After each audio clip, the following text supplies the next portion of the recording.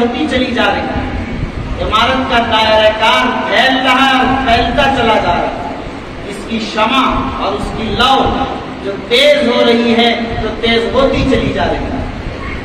ہر اگلا امیر شریعت کاموں کو آگے بڑھا، کاموں کو پھیلا رہا، پھیلتا چلا رہا۔ اب آپ دیکھ رہے ہیں امیر شریعت صاحب حضرت مولانا سید محمد ولی صاحب رحمانی رحمۃ اللہ علیہ کا جب انتقال ہوا 3 اپریل کو، تو کہیں اردو کی تحریک کے لیے اور اردو کارواں کی تحریک کے لیے اور اس کے تحفظ کے لیے کئی وفود مختلف علاقوں میں بہار اڑیسہ جھارکھنڈ کے پھیلے۔ بعض لوگ وہ ہیں کہ جو بنیادی دینی تعلیم کی تحریک کے لیے علاقوں میں پھر رہے ہیں۔ ہمارے شریعہ کے بعض وفود اسکولوں کے قیام میں سرگرم عمل ہے، بعض لوگ مختلف دورے کر رہے ہیں اور کاموں پر تحریکات میں لگے ہوئے ہیں۔ اس درمیان امیر شریعت رحمۃ اللہ علیہ کا انتقال ہے۔ کاموں کو کرتے رہے اور کرتے کرتے اس دنیا سے چلے گئے اسی پردے سے۔ منگیر سے نکلے 2 مہینے ہو گئے لیکن منگیر واپس نہیں ہوئے، اسی درمیان سفر میں پٹنے میں انتقال ہوا۔ کام اس طرح ہوتا ہے، جتنے عمراء شریعت آئے اللہ تعالیٰ نے مخلصین عمراء ان کے ذمہ داروں کو بڑا اخلاص عطا کیا، مضبوط ٹیم عطا کی ہمارے شریعت، اور باصلاحیت افراد عطا کیے جس کی بنیاد پر عمارت کا یہ کام ہے۔ حضرت امیر شریعت رحمۃ اللہ علیہ چاہ رہے تھے کہ ہمارے شریعہ دفتر، ہمارے شریعہ پھلواری شریف پٹنے کا نام دے۔ وہ ایک پیغام لے کر نکلے تھے نقبہ کے تربیتی اجلاس کے نام پر کہ میں چاہتا ہوں کہ عمارت کا جو حلقہ ہے بہار اڑیسہ جھارکھنڈ، اس کے ہر گاؤں میں نقبہ کی ترتیب بنے اور صدر سیکریٹری ضلع پیمانے پر اور بلاک سطح پر تیار ہوں، جس کا اثر یہ ہوگا کہ نقبہ جڑ جائے، آبادی جڑ جائے، گاؤں کا گاؤں جڑے گا اور اس سے ہمارے شریعہ کی مضبوطی آئے گی۔ ابھی کچھ اضلاع میں کام ہوا تھا، ابھی بڑا کام باقی تھا۔ دعا فرمائیں کہ اللہ تعالیٰ اس سلسلے کو جاری رکھے اور حضرت رحمۃ اللہ علیہ کے جو عزائم اور منصوبے تھے ان سب کی تکمیل کی ہم سب کو توفیق نصیب فرمائے۔ میرے بزرگوں، بات اصل یہ ہے کہ حضرت امیر شریعت رحمۃ اللہ علیہ ایسے وقت میں چلے گئے جس وقت میں ملت کو ان کی ضرورت تھی، ملک کو ان کی ضرورت تھی، بہار اڑیسہ جھارکھنڈ میں شدت سے ان کی ضرورت کا احساس کیا جا رہا تھا۔ لیکن ظاہر ہے جانا ہر ایک کو ہے اور وقت مقدر ہے، اس لیے وہ ساری ذمہ داریاں ہمارے اور آپ کے کاندھوں پر آتی ہیں کہ ہمیں ان ذمہ داریوں کو مضبوطی کے ساتھ انجام دینا ہے۔ وہ ایک خطوط دے گئے، وہ نقوش دے گئے، راہ عمل دے گئے، کام کے طریقے دے گئے کہ اگر CA کا مسئلہ ہو، NRC کا مسئلہ ہو، طلاق ثلاثہ کا مسئلہ ہو، ہمیں کس طرح حکومت سے منوانا ہے، ہمیں کس طریقے سے کام کرانا ہے، ملت کے لیے ہمیں کیسی قربانیاں اور کیسا ایثار پیش کرنا ہے، وہ سارا ہم عمل لیں۔ ہمارے لیے کام کرنا آسان ہے۔ یاد رکھیے کہ آج عمارت شریعہ نے 100 سال پورا کر لیا اور عمارت کے بزرگوں میں جو خدمات انجام دی ہیں وہ ناقابل فراموش ہے، اور ہمارے شریعہ نے جو اپنا مقام بنایا وہ بھی لائق تحسین ہی نہیں بلکہ لائق تقلید ہے۔ لیکن منزل پر آدمی نہیں پہنچ پاتا، آدمی جب بھی جاتا ہے کام ادھورا چھوڑ کر جاتا ہے۔ کام کو کرتے رہنا اور بڑھتے چلے جانا ہے، اور جتنا کریں گے لگے گا کہ ابھی اور کام بہت کم ہے۔ کیا معاشرے کو ضرورت نہیں کی کہ معاشرہ مدینہ منورہ جیسا معاشرہ ہمارا بن جائے؟ کہ ہمارے شریعہ کے اصلاح معاشرہ شعبے کی یہ بھی ذمہ داری ہے۔ کیا ہمارا معاشرہ مدینہ منورہ جیسا معاشرہ بن گیا یا اس سے بہت دور بہت دور بہت دور ہے؟ کیا اصلاح معاشرہ کی کوششوں کی ضرورت نہیں ہے؟ کیا اس ملک میں مسلمانوں کے جان و مال کا تحفظ دستوری طریقے پر یقینی ہو چکا؟ نہیں۔ اگر نہیں ہوا تو کیا ہمیں اس کے لیے آگے بڑھنا اور آگے بڑھانے کے لیے لائے عمل تیار کرنا اور اس کے لیے منظم منصوبہ بندی کے ساتھ تیاری کرنے کی ضرورت ہے. اگر ہے ضرورت تو ہمیں بیٹھ کر لائے عمل بنانا پڑے گا اس کے لیے. کیا ہماری ذمہ داری یہ نہیں ہے کہ ہمارے سماج کا ہر طبقہ غریب ہو یا امیر ان کا بچہ ان کی بچی ہر شخص تعلیم یافتہ ہو, وہ دینی تعلیم سے بھی آراستہ ہو, عصری تعلیم سے بھی آراستہ ہو؟ کیا ہماری آبادی میں ہر بچہ دینی اور عصری تعلیم سے آراستہ ہے؟ اگر نہیں ہے اور یقیناً نہیں ہے تو ظاہر ہے کہ ابھی ہم پیچھے ہیں, ہماری منزل بہت آگے ہے. اس کے لیے ہمیں بڑی کوششیں کرنے کی ضرورت ہے. ہمیں یہ دیکھنا کہ کیا ہم لڑکیوں کی تعلیم کے لیے جو الگ سے انتظام کرنا ہے, ہم نے اسکولوں میں الگ سے نظام بنایا, ہم نے کالجز قائم کیے لڑکیوں کے لیے الگ سے, انجینئرنگ کالج قائم کیے, میڈیکل کالج قائم کیے. کیا اس کی ضرورت نہیں؟ کیا ان عصری تعلیموں کو اسلام کے سانچے اور سائے میں اور اسلامی تربیت اور اسلامی ماحول میں ان تعلیمات کے حصول کی ضرورت نہیں؟ کیا اس کا انتظام امت کے اہل ثروت اور امت کے اہل خیر اور امت کے ذمہ داروں کی ذمہ داری ہے یا نہیں؟ اگر ہے اور یقیناً ہے تو کیا سر جوڑ کر بیٹھنے اور کام کرنے کی اس پر ضرورت نہیں ہے؟ آپ یہ بتائیے کہ کیا آپ بیمار ہو جائیں گے تو آپ یہاں سے پٹنہ اور پٹنہ سے دلی اور بمبئی اور بنگلور علاج کے لیے چلے جائیں گے اور آپ کے لیے سب کچھ اسباب مہیا ہیں؟ کیا سماج کے ہر طبقے کی صورتحال ہے؟ کیا ہر شخص اس طرح علاج کرنے پر اپنی صحت پر قادر ہے؟ نہیں ہے. تو کیا ان کے لیے ہاسپٹلوں کی ضرورت نہیں؟ ان کے لیے ہاسپٹلوں کی ضرورت ہے. کیا سستا سے سستا آسان سے آسان علاج کی ضرورت ہے؟ کیا ڈاکٹروں نے لوٹ مار نہیں کر رکھی؟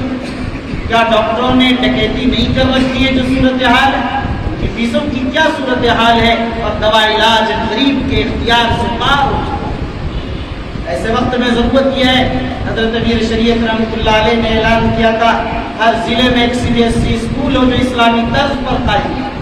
سہرسہ میں بھی اس کا قیام عمل میں آنا چاہیے اور اس کے لیے زمین مہیا ہو تو انشاءاللہ یہ کام آگے بڑھے گا.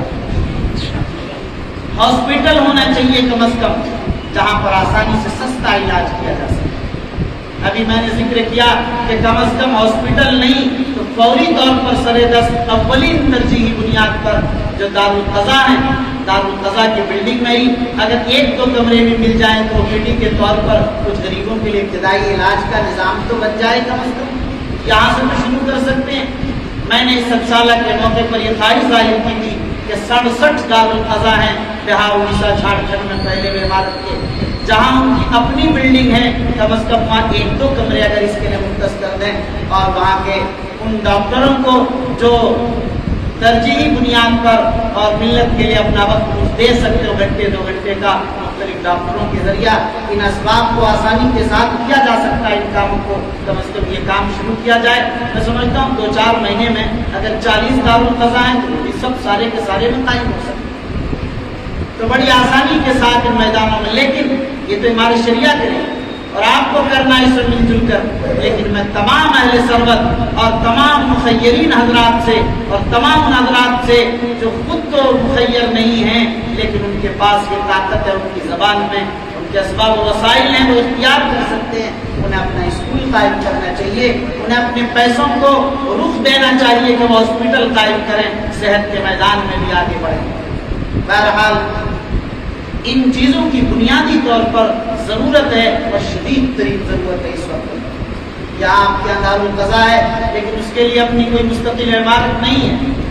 میں حافظ ممتاز صاحب رحمانی سے یاد کروں گا کہ بڑے متحرک و فعال ہیں اور ہمارے شریعت کے یہاں ذمہ داروں میں خود ہمارے محترم مولانا عبدالصمد صاحب رحمانی ہیں اور ڈاکٹر ابوالکلام صاحب وغیرہ سب لوگوں سے یہاں بھی اگر ضرورت ہے اور سمری بختیار پور کے تمام ذمہ داران سے کہ دارالقضا کہ اگر اپنی زمین ہو جائے اور وہاں اس میں ایک سسٹم کے ساتھ باضابطہ ہو تو میں سمجھتا ہوں کہ یہ بہت اہم کام ہوگا اور ہماری شریعہ کا ایک باضابطہ دفتر عمل میں آ جائے گا تو اس سے تحریک میں بھی آسانی ہوگی, کاموں میں بھی آسانی ہوگی. پھر ہم وہاں منظم کر سکتے ہیں. یہ جو یہاں بیوگان ہیں جن کو امداد کی ضرورت ہے علاج کے تعلق سے یا نکاح کے تعلق سے یا اور کسی بھی طریقے کی امداد کی ضرورت ہے، وہ اس کی نشاندہی کر سکتے ہیں اور آسانی کے ساتھ ہمارے شریعہ سے ان کی امداد کا نظام بنایا جا سکتا ہے۔ جو بھی غریب ہیں، یتیم ہیں، اپنی اپنی جگہ پر ضرورت مند ہیں، مستحق ہیں، ایسے لوگوں کی نشاندہی کی جانی چاہیے۔ ہمارا شریعہ ایسے لوگوں کی امداد کے لیے ہر وقت سرگرم ہے۔ تو بہرحال اس موقع پر مجھے صرف ایک پیغام آپ حضرات کو دینا ہے کہ دیکھیے ہم جو کام کر رہے ہیں وہ بہت خوب ہے، اللہ تعالیٰ سے دعا کر کے اللہ ہمارے کاموں کو قبول فرمائے، اور آپ حضرات کو مبارکباد بھی پیش کرتے ہیں کہ آپ حضرات سمری بختیار پور کے مسلمان بہت متحرک ہیں، انقلابی ہیں، ہر موقع پر آپ کا انقلاب نظر آتا ہے، کبھی شاہین باغ کی شکل میں مولانا شاہ نواز بدر صاحب اتنے فوٹوز اور اتنی تشکیل اور ایسی تحریک، ایسا انقلاب پورے ملک کو دکھایا، ایسا لگتا تھا کہ دہلی کے بعد بہار کی راجدھانی سمری بختیار پور اور شاہین باغ کی شکل میں۔ تو بہرحال ایک انقلابی تحریک کی ضرورت ہے۔ اس شاہین باغ نے بہار میں کتنے شاہین باغ بنا دیے؟ ایک موقع پر نہیں۔ امت جب تک زندہ ہے، امت میں زندگی ہونی چاہیے، اس میں تمازت ہونی چاہیے، اس میں گرمی ہونی چاہیے، اور ملت اسلامیہ کے لیے ہر وقت بکھلنے کے لیے انہیں تیار رہنا چاہیے، پھر کام۔ آج بھی آپ دیکھ رہے ہیں کہ اس ملک میں موب لنچنگ کی صورتحال بنی، ابھی 4-5 دن پہلے عربیہ میں ہوا، اس سے ابھی ایک ہفتے کے اندر 4-5 موب لنچنگ ہو گئی۔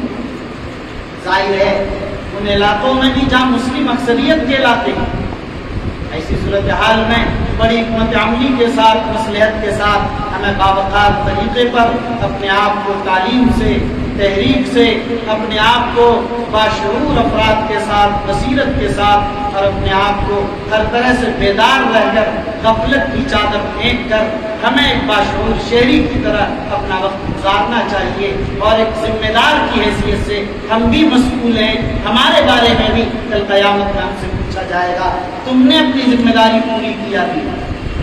جماعتیں اور تنظیمیں اپنا کام کرتی ہیں، کرتی رہیں، تنظیم کا صدر، تنظیم کا ضلعی صدر سیکریٹری یا بلاک کا صدر سیکریٹری یا نقیب یا دیگر حضرات جو کام کر رہے ہیں وہ تو کر ہی رہے ہیں، لیکن ہر شخص ذمہ دار، ہاں آپ میں سے ہر شخص ہمارے شریعہ ہے، ہر شخص ہمارے شریعہ اور اس کا ذمہ دار ہے۔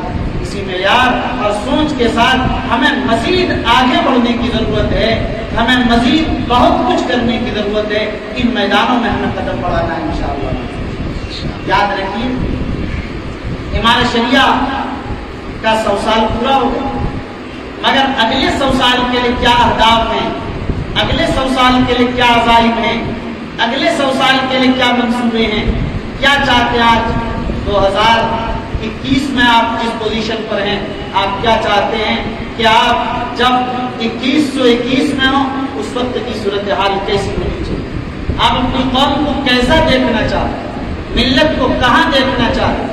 عمارت کو کس پوزیشن پر دیکھنا چاہتے ہیں؟ ہمارا شریعہ اس مقام پر پہنچنا چاہیے کہ لوگ کہے کہ ہمارا شریعہ ہمارا قابل افتخار ادارہ ہے، ہمارا شریعہ ہمارا قابل اعزاز ادارہ ہے، ہمارے شریعہ کے ایک اشارے پر، ان کی ایک آواز پر ہر مسلمان اپنے آپ کو لگانے کے لیے اور لبیک کی صدا دینے کے لیے تیار رہے، اس مقام پر پہنچنا چاہیے۔ ہمارا شریعہ تعلیم کے میدان میں، صحت کے میدان میں، اصلاح کے میدان میں، ملی اور سماجی سیاسی خدمات کے میدان میں اس مقام پر پہنچ جائے کہ لوگ کہیں کہ ماشاءاللہ یہ ہے کام کر رہے ہیں۔ ایسے وقت میں ہمارے شریعہ کے 100-150 افراد، ہمارے شریعہ کے قضات، ہمارے شریعہ کے ذمہ داران ظاہر اس کام کو مکمل نہیں کر سکتے۔ اس میں ضرورت ہے ہم تمام ملت کے افراد کی، جب سب مل کر اس کام کو آگے بڑھائیں گے تو انشاءاللہ العزیز یہ کام آگے بڑھے گا۔ ہمیں ضرورت ہے کہ جو ڈاکٹرز ہیں ان کی بھی ضرورت ہے کہ ہمارے شریعہ کو اس کا تعاون حاصل ہو، جو پروفیسران ہیں ان کی بھی ضرورت ہے کہ ہمارے شریعہ کی خدمات کو پیش کریں، جو سیاسی حضرات ہیں ان کے اثر و رسوخ کی بھی ہمیں ضرورت ہے کہ ہمارے کے مفاد میں وہ کام کر سکیں جو کر سکیں۔ جو نوجوان طبقہ ہے، یواؤں کا، ظاہر ہے کہ نوجوانوں کی اوقافی روح سے بڑے کام ہو، उन नौजवानों की भी हमें ज़रूरत है जो नौजवान मुतहर्रिक हैं, काम कर रहे हैं। जो अइम्मा हैं उनकी भी हमें ज़रूरत है, जो खुतबा हैं उनकी भी ज़रूरत है, जो इदारों के ज़िम्मेदारान मुहतमिमीन हैं उनकी भी ज़रूरत है, जो मुआविनीन हैं उनकी भी ज़रूरत है, उन अहलुल्लाह की भी ज़रूरत है जो रातों को उठकर अल्लाह के दरबार में सर्वसुजूद होकर दरबार इलाही के सामने पेशानी को रगड़कर इमाम शरिया की तरक्की और इस्तेहकाम के लिए दुआएं कर रहे हों। ऐसे मुस्तजाब दावात मुखलिसीन बारगाह इलाही की ज़रूरत है। याद रखिए, इदारे एक आदमी से नहीं चला करते हैं, इदारों के लिए पूरी जमात की ज़रूरत है। कासिम नानोतवी रहमतुल्लाह अलैह ने जब दारुल कायम किया और हज में गए और हाजी इमदादुल्लाह अपने मुर्शिद से कहा कि इस तरह का निज़ाम हो गया, फरमाया तुम कहते हो मैंने इदारा कायम किया? इमदादुल्लाह मक्के में हरम में पेशानियां रगड़ रगड़ कर सजदे में दारुल के क़याम और इस्तेहकाम और उसकी तरक्की के लिए दुआएं कर रहे हैं। कितने लोग कहाँ दुआएं करते हैं, तब जाकर कोई शजर तनावर हुआ करता है, तब जाकर जो बीज डाली जाती है वो तनावर दरख्त की शक्ल इख्तियार करती है, उनकी शाखें फैलती हैं और फैलती चली जाती हैं, तब उसी दरख्त को शजरे तूबा से ताबीर किया जाता है और फिर कहा जाता है कि शजरतिन अस्लुहा साबित व फरउहा फिस्समा। इसी का माना है। याद रखिए, इस मुल्क में अगर जीना है, बाइज्जत और बावकार शहरी होकर जीना है, तो इस अज़्म के साथ जिए और इस हौसले के साथ रहिए कि इस मुल्क में हम बावकार शहरी हैं। इस मुल्क की आज़ादी में हमारी कुर्बानियां हैं, इस मुल्क की आज़ादी में हमारे असलाफ ने खून बहाया है और इस मुल्क की आज़ादी के अंदर जो हमारी कुर्बानियां हैं, हमारी नई नस्ल को उससे वाकिफ कराना हमारी जिम्मेदारी है।